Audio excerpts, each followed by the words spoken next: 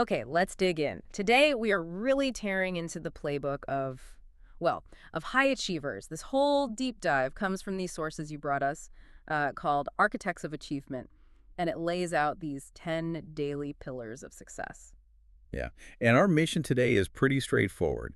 We need to stop looking at success like it's some kind of magic or, winning the lottery. What we want to do is pull out the most valuable, the most repeatable, and I think most importantly, the most actionable insights from all this research. That's the real tension, isn't it? Most of us, we look at someone who's achieved something huge and we immediately think, oh, they're just special or, they got lucky. Exactly. But if you take this source material seriously, the argument is the opposite.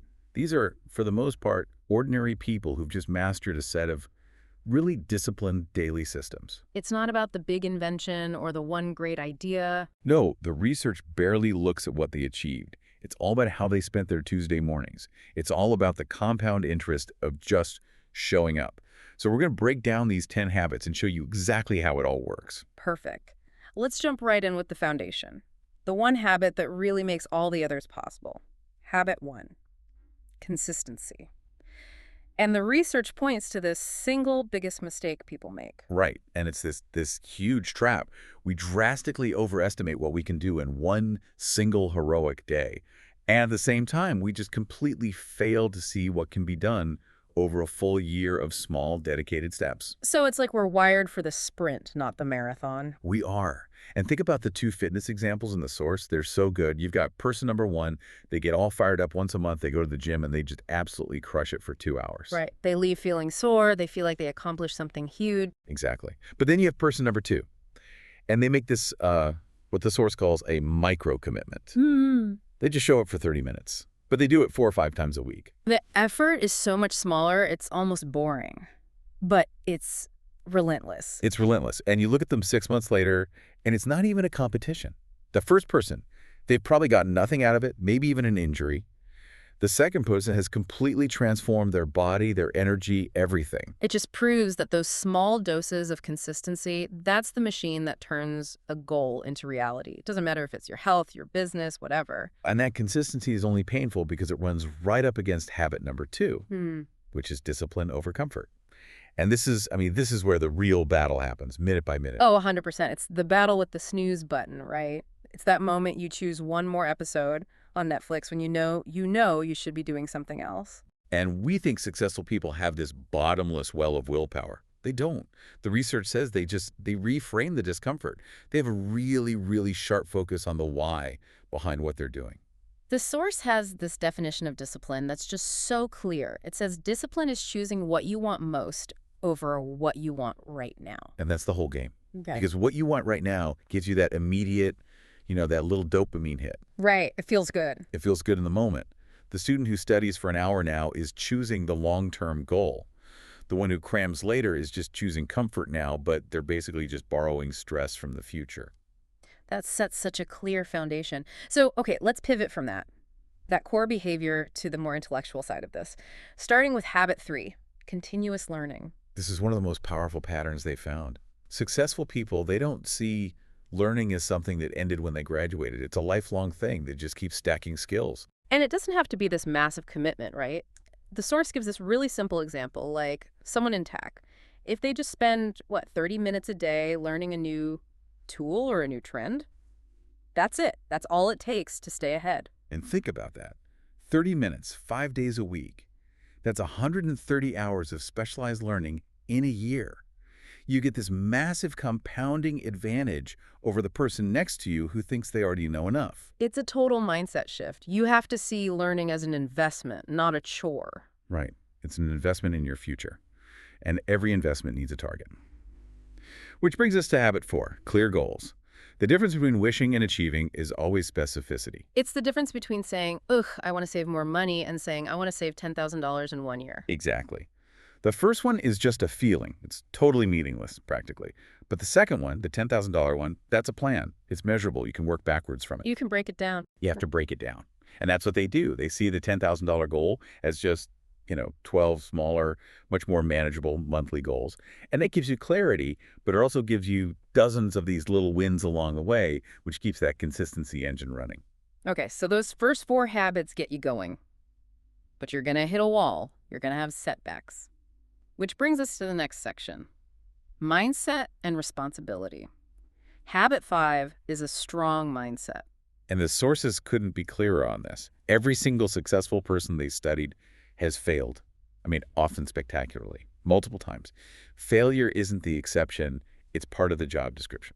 I think we can all relate to that idea of the business owner whose first startup just completely crashes and burns. Of course. And the difference isn't that they didn't fail. It's what they did next. Most people internalize that failure. They make it mean something about them personally. Oh, I'm a failure. Exactly. But the successful person, they use this cognitive reframing. They don't take it personally. They treat failure as data, just pure information. So it's not a verdict on their worth. Not at all. It's just feedback that says, okay, that approach didn't work. This process was flawed. Let's adjust here. It separates their ego from the outcome, which lets them analyze instead of, just feeling sorry for themselves. And that mindset flows so perfectly into the next one, habit 7, taking full responsibility. This one might be the most important of all, because it's all about where you place your sense of control. You have to separate responsibility from blame, right? Because blame is so easy. It's comfortable. The economy is bad. My boss is holding me back. It's comfortable, but it makes you helpless. When you blame something external, you're basically saying your life can't get better until the world changes for you. You're a passenger. Whereas responsibility, it creates instant control. If a successful person isn't earning enough, they don't complain about the market. They ask themselves, what skill do I need to improve? Or, what more value can I create? It puts the power right back in their hands. They know they can't control the economy, but they can control their effort, their skills, their output. That is such a profound shift. Okay, so let's move on to optimizing the engine itself. Starting with habit 6, effective time management.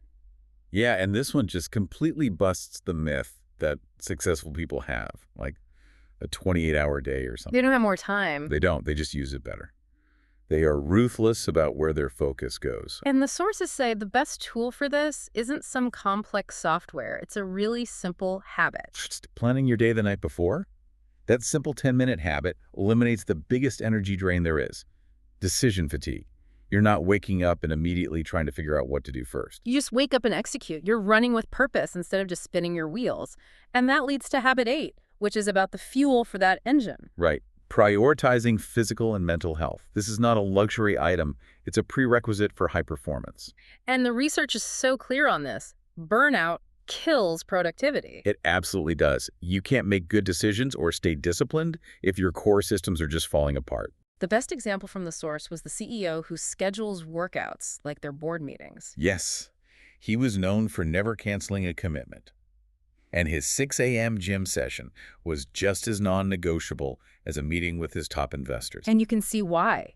Your energy, your focus, your emotional stability, it all flows from your health. It's an investment that pays huge dividends in your performance. And if you've tuned up the engine, you have to think about the track it's running on. That's habit 9, choosing the right environment. This one is huge. We so often underestimate how much our surroundings affect us. The source gives this really direct, almost chilling warning. It says if you spend your time with people who just complain all the time, you're going to start thinking that way too. You can't help it. Your environment shapes your standards for what's possible, for what's even acceptable. So successful people are actively curating their environment. They surround themselves with people who challenge them, who pull them up. They're not just waiting for a good environment to happen to them. They're building it. Exactly. Which brings us to the final habit, the one that kind of closes the loop and makes this whole thing sustainable. Habit 10, daily reflection. Because you can be consistent, you can have clear goals, but if you don't stop and look at what you're doing, you're just repeating the same mistakes over and over, just faster. This is the system check. It's what makes the whole process adaptive. They don't just collapse at the end of the day. They take 10 minutes, maybe with a journal, and they ask 3 really simple questions. First, what worked today? You have to acknowledge the wins. Second, what didn't work? That's treating failure as data again. And the third one is the most important, right? It is. What can I do better tomorrow? That little assessment, that's the engine of improvement right there. It makes sure you're not just doing the same routine, you're improving the routine every single day. So if we pull all 10 of these pillars together, the consistency, the responsibility, the reflection, the most important takeaway for you listening to this is really this. You don't need to change your entire life by tomorrow. In fact, that's the worst thing you can do. That desire to do everything at once, that just leads straight back to burnout and comfort seeking. So just pick one. Pick one habit from this list, build it slowly, and commit to the process. Be the person who shows up for 30 minutes, not the one who tries to run a marathon once a month. Because the theme is so clear across all this research. Success isn't built in a day, it's built daily.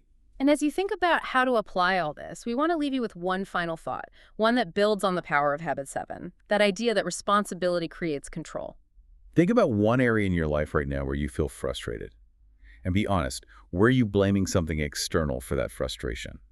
A circumstance, another person, something in your past. If you can just identify that one small area where you're playing the blame game, and instead you choose to take total ownership, you ask yourself, what skill do I need to improve here? Or what's one tiny step I can take today to change this? How quickly could taking back that single piece of responsibility completely change your sense of control, even just this week? That choice, that's the pivot point.